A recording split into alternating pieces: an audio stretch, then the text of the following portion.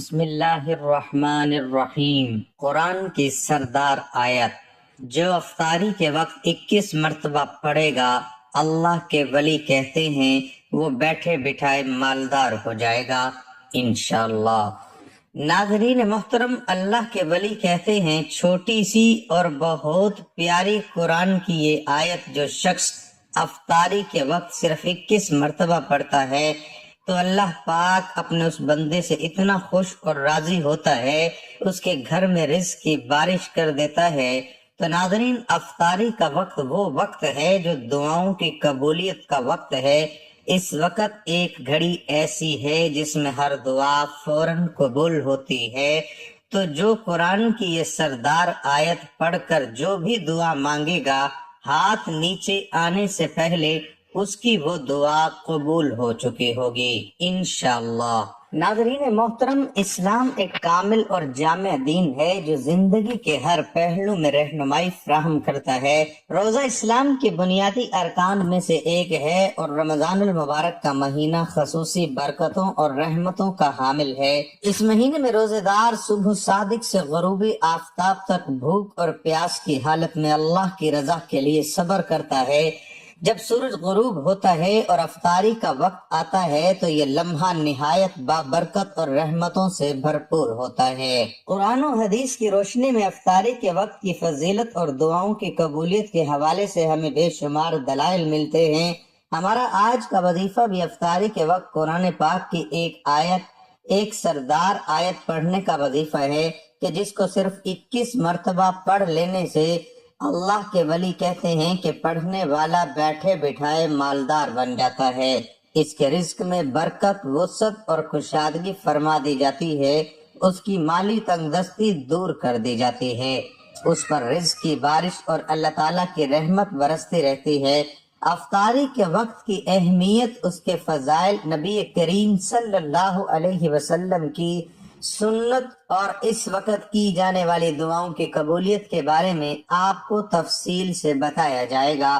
تو اس کے لیے گزارش ہے کہ قرآن پاک کی وہ سردار آیت جاننے کے لیے اور افطاری کے وقت کی اہمیت اور فضیلت، دعاؤں کی قبولیت کے بارے میں جاننے کے لیے ویڈیو کو آخر تک لازمی دیکھیے گا تاکہ کوئی بھی بات رہ نہ جائے، اور آپ افطاری کے وقت کی جانے والی دعاؤں کے حوالے سے اور قرآن پاک کی سردار آیت پڑھنے کے حوالے سے تمام فضائل و برکات کا جائزہ لے سکیں اور اس عمل کو کر سکیں۔ دوستو، ویڈیو کو آپ نے بالکل بھی سکپ کر کے یا کاٹ کر نہیں دیکھنا۔ عمل کا کوئی حصہ چھوٹ گیا تو وظیفہ اثر نہیں کرے گا۔ پھر بعد میں آپ لوگ کمنٹس کرتے ہیں کہ ہمارے وظائف اثر نہیں کرتے، ہماری دعائیں اثر نہیں کرتی۔ اس کی اصل وجہ کی آپ ویڈیو کو کاٹ کر یا سکپ کر کے دیکھتے ہیں، کوئی ایک خاص بات یا اہم بات رہ جاتی ہے جس کی وجہ سے وظیفہ اثر نہیں کر پاتا۔ ناظرین محترم، اللہ تعالیٰ نے قرآن مجید میں رمضان اور روزے کی فرضیت کا ذکر کیا ہے۔ اے ایمان والو، تم پر روزے فرض کیے گئے جیسے تم سے پہلے لوگوں پر فرض کیے گئے تھے تاکہ تم پرہیزگار بن جاؤ۔ اسی طرح قرآن میں یہ بھی فرمایا گیا، اور جب میرے بندے تم سے میرے بارے میں سوال کریں تو میں قریب ہوں، میں دعا کرنے والے کی دعا قبول کرتا ہوں۔ جب وہ مجھ سے دعا کرے پس انہیں چاہیے کہ وہ میرا حکم مانے اور مجھ پر ایمان لائیں تاکہ وہ ہدایت پائیں۔ یہ آیت رمضان کے احکام کے درمیان آئی ہے، جس سے معلوم ہوتا ہے کہ رمضان روزہ اور بالخصوص افطار کے وقت کی دعا کی قبولیت کا خصوصی مقام ہے۔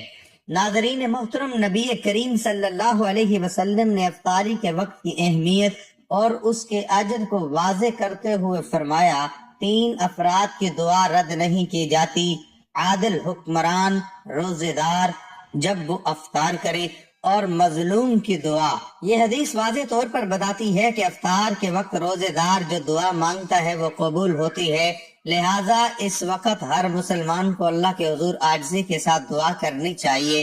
افطاری میں جلدی کرنے کی ترغیب نبی کریم صلی اللہ علیہ وسلم نے فرمایا، لوگ ہمیشہ بھلائی میں رہیں گے جب تک وہ افطاری میں جلدی کرتے رہیں گے۔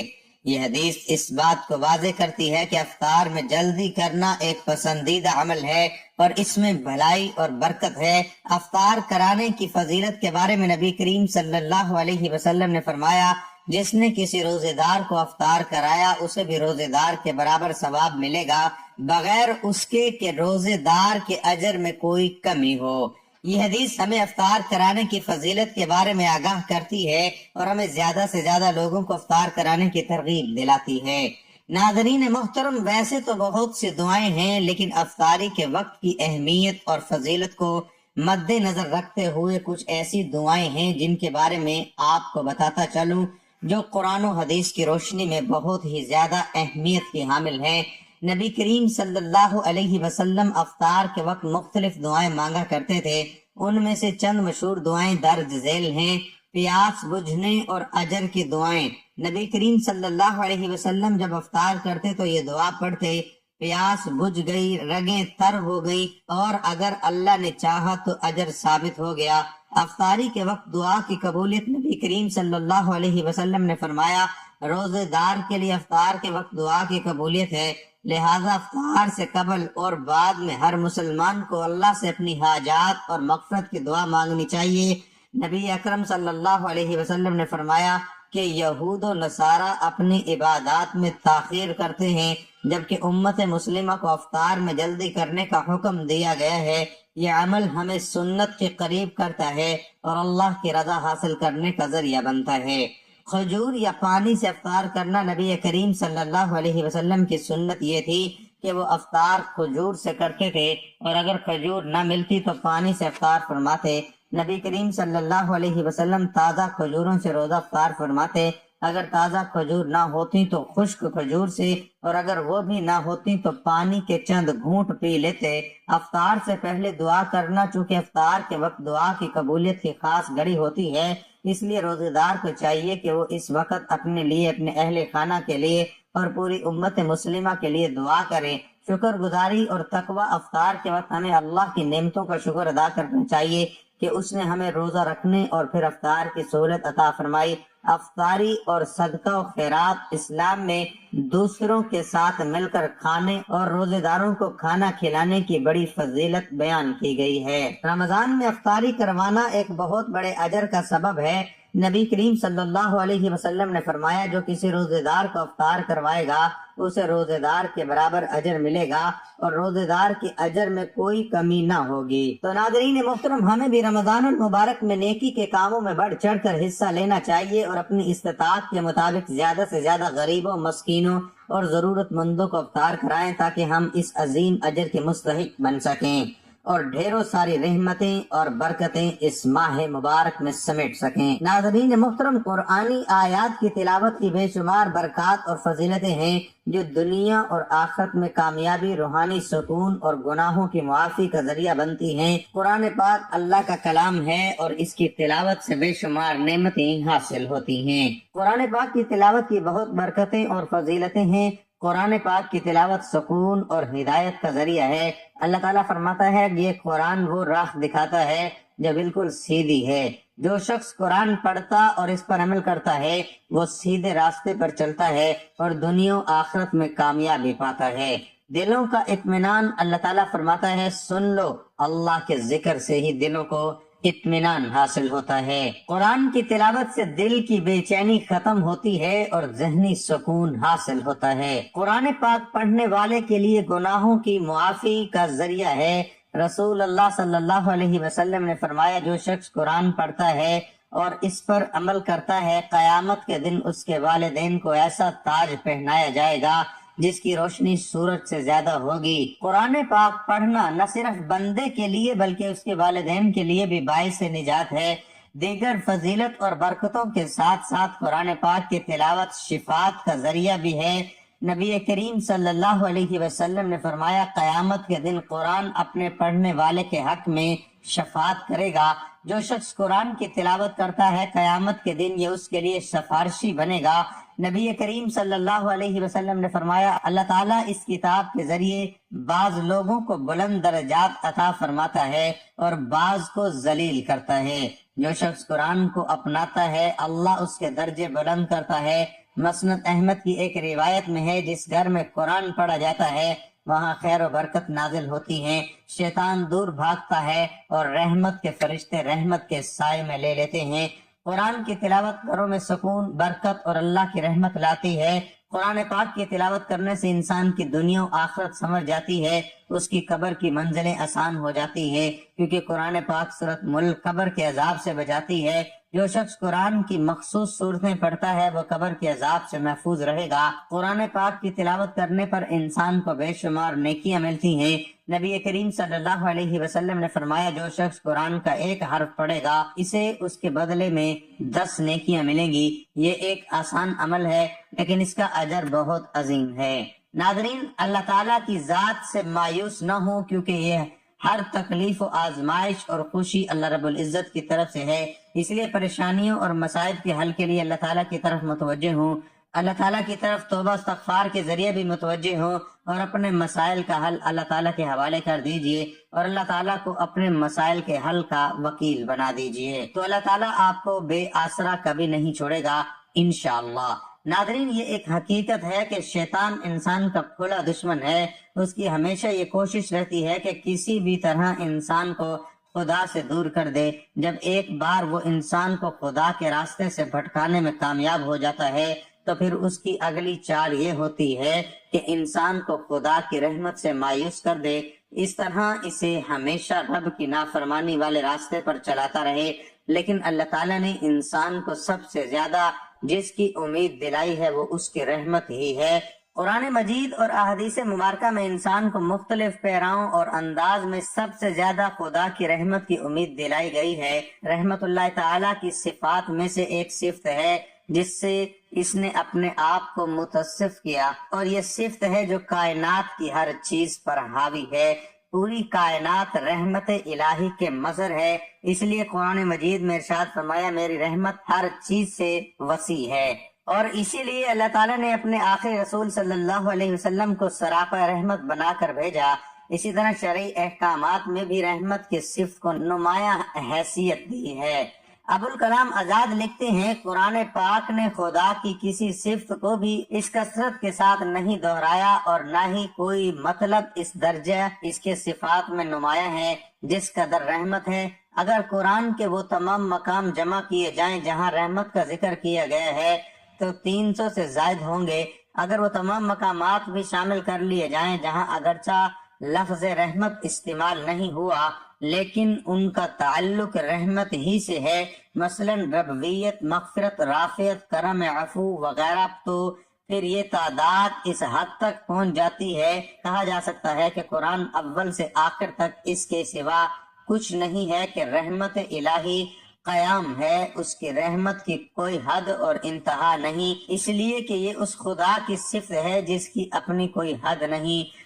ناظرین محترم، اللہ کے ولی کہتے ہیں، چھوٹی سی اور بہت پیاری قرآن کی یہ آیت جو شخص افطاری کے وقت صرف 21 مرتبہ پڑھتا ہے تو اللہ پاک اپنے اس بندے سے اتنا خوش اور راضی ہوتا ہے، اس کے گھر میں رزق کی بارش کر دیتا ہے۔ تو ناظرین، افطاری کا وقت وہ وقت ہے جو دعاؤں کی قبولیت کا وقت ہے۔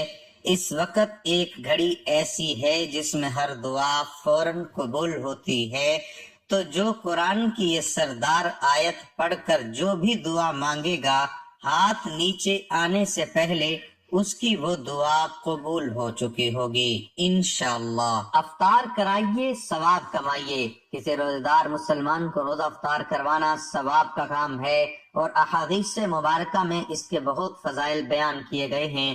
چنانچہ نبی اکرم صلی اللہ علیہ وسلم کا فرمان بشارت نشان ہے، جس نے حلال کھانے یا پانی سے کسی روزے دار کو روزہ افطار کروایا، فرشتے ماہ رمضان کے اوقات میں اس کے لیے استغفار کرتے ہیں، اور جبرائیل امین علیہ السلام شب قدر میں اس کے لیے استغفار کرتے ہیں۔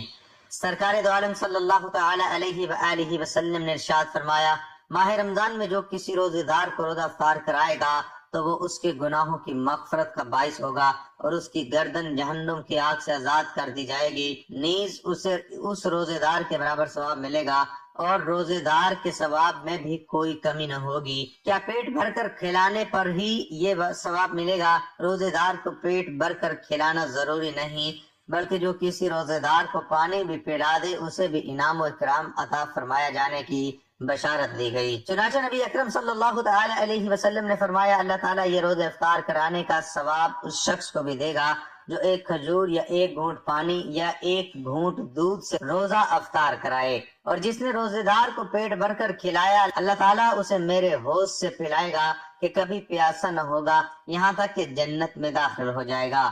حکیم الامت مفتی احمد یار خان نعیمی رحمۃ اللہ الکبیر فرماتے ہیں روزہ افطار کرانے والے کو 3 فائدے ہوتے ہیں، گناہوں سے بخشش، دوزخ سے آزادی اور اسے روزے کا ثواب۔ مزید فرماتے ہیں خیال رہی کہ روزہ افطار کرانے سے ثواب روزہ تو مل جاتا ہے مگر اسے روزہ ادا نہیں ہوتا، لہذا کوئی امیر لوگوں کو افطار کرا کے خود روزے سے بے نیاز نہیں ہو سکتا، روزے تو رکھنے ہی پڑیں گے۔ اجتماعی افطاری کرانے والے توجہ فرمائیں، بعض لوگ ماہ رمضان میں مختلف مقامات پر مسافروں اور عام لوگوں کے لیے اجتماعی افطاری کا اہتمام کرتے ہیں، یہ ایک اچھا عمل ہے، لیکن اس بات کا ضرور خیال رکھنا چاہیے کہ رزق کی بے قدری اور بے توقیری نہ ہو، نیز راہ گیروں کو بھی پریشانی نہ ہو اور نہ ہی لوگوں کا راستہ تنگ ہو۔ افطاری کے دوران 2 احتیاطی تدابیر۔ بعض لوگ افطار کے دوران کھانے پینے میں اس قدر مشغول ہو جاتے ہیں کہ نماز مغرب کی نماز چھوڑ دیتے ہیں اور گھر میں ہی نماز پڑھ لیتے ہیں، حالانکہ بلا کسی صحیح شرعی مجبوری کے مسجد کے 5 وقتہ نماز کی جماعت ترک کر دینا گناہ ہے۔ دن کا طویل حصہ خالی پیٹ رہنے کے بعد اسے ایک دم انواع و اقسام کی چیزوں سے بھر دینا صحت کے لیے نقصان دہ ہے۔ بہتر یہ ہے کہ کم سے کم چیزوں سے مثلا 1 آدھ کھجور اور پانی سے افطار کیجیے اور اچھی طرح منہ صاف کر کے نماز با جماعت میں شریک ہو جائیں، فیضان رمضان جاری رہے گا انشاءاللہ عز و جل۔ تو ناظرین محترم، وقت کی نزاکت کو مد نظر رکھتے ہوئے چلتے ہیں آج کے وظیفے کی جانب کہ قرآن کی وہ کون سی سردار آیت ہے کہ جس کو آپ نے افطاری کے وقت پڑھنا ہے۔ اللہ کے ولی کہتے ہیں کہ اس آیت کو پڑھنے والا بیٹھے بٹھائے مالدار ہو جاتا ہے، اس کی تمام حاجات پوری ہو جاتی ہیں، اس کی تنگ دستیاں دور ہو جاتی ہیں، اس کی مال پریشانیاں دور ہو جاتی ہیں، اس کو اللہ تعالیٰ غیب سے رزق عطا فرماتا ہے اور اتنا عطا فرماتا ہے کہ وہ خود دیکھ کر حیران ہو جاتا ہے۔ تو ناظرین محترم، آپ نے وظیفہ کرنے کے لیے سب سے پہلے وضو کر لینا ہے۔ باوضو جب آپ دسترخوان پر بیٹھ جائیں تو افطاری سے کچھ دیر پہلے سب سے پہلے آپ نے پیارے آقا صلی اللہ علیہ وسلم کی ذات اقدس پر درود پاک کا نذرانہ پیش کرنا ہے۔ ایک بار ثواب کی نیت سے میرے ساتھ بھی درود پاک پڑھ لیں۔ اللہم صلی علی محمد وعلی آل محمد کما صلیت علی ابراہیم وعلی آل ابراہیم انکا حمید مجید۔ اللہم بارک علی محمد وعلی آل محمد كما باركت على ابراہیم وعلى آل ابراہیم انك حمید مجید۔ درود پاک پڑھنے کے بعد جو آپ نے آیت 21 مرتبہ پڑھنی ہے وہ سورۃ بقرہ کی آیت ہے۔ اس آیت کو آیت الکرسی بھی کہتے ہیں، جس کی بہت زیادہ اہمیت اور فضیلت ہے۔ آیت الکرسی کی فضیلت کے بارے میں سبھی جانتے ہیں۔ آیت الکرسی جو قرآن کریم کی تمام آیات سے عظیم آیت ہے اور جس کی فضیلت صحیح احادیث سے ثابت ہے۔ یہ اللہ تعالیٰ کی صفت جلال، اس کی عالی شان اور اس کی قدرت و عظمت پر مبنی نہایت جامع آیت ہے۔ آیت الکرسی بہت بڑی عظمت اور رفعت والی آیت ہے اور اس بلندی اور برتری کا سبب اس میں بیان کردہ باتیں ہیں۔ یہ رب العالمین کی توحید، اس کی کبریائی بڑائی صفات پر مشتمل ہے۔ قرآن کریم کی ہر آیت اعلیٰ مرتبہ اور عظیم القدر ہے، لیکن ان میں سے عظیم ترین آیت آیت الکرسی ہے۔ آیت قرآنیہ میں سے یہ واحد آیت کریمہ ہے جس کو حضرت صلی اللہ علیہ وسلم نے بطور وظیفہ کثرت کے ساتھ تلاوت کیا اور صحابہ کرام اور امت مسلمہ کو تلاوت کی بار بار تاکید فرمائی ہے۔ مثلاً 5 نمازوں کے بعد رات کو سوتے وقت اپنی مادی چیزوں کو جن و انس سے محفوظ رکھنے کے لیے خصوصی تو اور تلاوت کی تعلیم عطا فرمائی ہے۔ اس لیے ہر مسلمان کو چاہیے کہ وہ اس کو بطور وظیفہ اپنانے کی مقدور بھر کوشش کرے اور اس آیت کے فیض برکات کو سمیٹنے کا اہتمام کرے۔ اور نبی کریم صلی اللہ علیہ وسلم کی متعدد احادیث سے ثابت ہے کہ یہ آیت الکرسی قرآن کریم کی عظیم ترین آیت ہے، اس لیے کہ اس میں ذاتی باری تعالیٰ کی توحید، اس کی عظمت اور اس کی صفات کا بیان ہے۔ تو ناظرین محترم، آپ نے 21 مرتبہ آیت الکرسی پڑھنی ہے۔ جو میرے بہن بھائی پڑھنا نہیں جانتے ان کو میں ایک بار پڑھ کر بھی سناتا ہوں، آپ نے ویڈیو کے دوران مجھے سماعت کرتے ہوئے اس طرح پڑھ لینا ہے اور اس کو صرف 21 مرتبہ افطاری کے وقت پڑھنا ہے۔ اللہ لا الہ الا هو الحی القیوم لا تأخذه سنة ولا نوم له ما في السماوات وما في الأرض من ذا الذي يشفع عنده إلا بإذنه يعلم ما بين أيديهم وما خلفهم ولا يحيطون بشيء من علمه إلا بما شاء وسع كرسيه السماوات والأرض ولا يؤوده حفظهما وهو العلی العظیم۔ اللہ وہ ہے جس کے سوا کوئی معبود نہیں، وہی زندہ اور سب کا نگہبان ہے، اسے نہ اونگ آتی ہے اور نہ نیند، آسمانوں اور زمین میں جو کچھ بھی ہے سب اسی کا ہے۔ کون ہے جو اس کی اجازت کے بغیر اس کے حضور سفارش کر سکے؟ وہ جانتا ہے جو ان کے سامنے ہے اور جو ان کے پیچھے ہے، اور وہ اس کے علم میں سے کسی چیز کا احاطہ نہیں کر سکتے مگر جتنا وہ چاہے۔ اس کا عرش آسمانوں اور زمینوں پر محیط ہے، اور ان دونوں کی حفاظت میں اسے کوئی تھکن نہیں ہوتی، اور وہی سب سے بلند اور سب سے عظیم ہے۔ ناظرین محترم، آپ نے 21 مرتبہ آیت الکرسی پڑھنے کے بعد اتنا ہی درود پاک پڑھنا ہے جتنا آپ نے وظیفہ شروع کرنے سے پہلے پڑھا تھا۔ یہ قرآن پاک کی بہت ہی پیاری اور سردار آیت ہے، اس کی تلاوت سے شیاطین گھر سے بھاگ جاتے ہیں، اللہ تعالیٰ کی رحمتیں برستی ہیں، انسان اللہ تعالیٰ کی حفظ و امان میں آ جاتا ہے، اس کی تمام خواہشات، تمام حاجات، تمام تمنائیں پوری کر دی جاتی ہیں، اور وہ بیٹھے بٹھائے مالدار ہو جاتا ہے۔ تو ناظرین محترم، قرآن کی تلاوت روحانی، جسمانی اور دنیاوی فائدے فراہم کرتی ہے، یہ اللہ سے تعلق مضبوط کرتا ہے، مشکلات آسان کرتا ہے، بیماریوں سے نجات دلاتا ہے، اور آخرت میں کامیابی کا ذریعہ بنتا ہے۔ اس لیے ہمیں روزانہ قرآن پڑھنے اور اس پر عمل کرنے کی کوشش کرنی چاہیے۔ ناظرین، افطاری کا وقت اسلامی عبادات میں نہایت اہمیت کا حامل ہے۔ یہ وہ لمحہ ہے جب روزے دار اللہ کی نعمتوں پر شکر ادا کرتا ہے اور اس کی رحمتوں کا طلبگار ہوتا ہے۔ قرآن و حدیث کی روشنی میں ہمیں یہ بات معلوم ہوتی ہے کہ افطار کے وقت دعا قبول ہوتی ہے، افطاری میں جلدی کرنا سنت ہے، اور روزے دار کو کھجور یا پانی سے افطار کرنا چاہیے۔ اسی طرح افطار کرانے کی فضیلت بھی احادیث سے ثابت ہے، اور ہمیں اس نیک عمل میں بڑھ چڑھ کر حصہ لینا چاہیے۔